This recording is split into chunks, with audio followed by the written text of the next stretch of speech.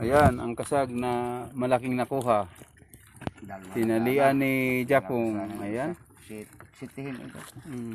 Ito mo na, sitiin daw yan. Ayan, Jap. Magkalaman mamaya. Dalawa sana yan kasi yung isa, ano, Singal. singal. Malaki. Mas malaki dyan. Halos kasi malaki yung sa kanila. Siguro ito.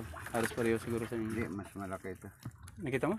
Mas malaki. Sige, buksan mo nga doon mamaya. Nigyahin lang. Sa inyo. Mga 5 up, 6 up.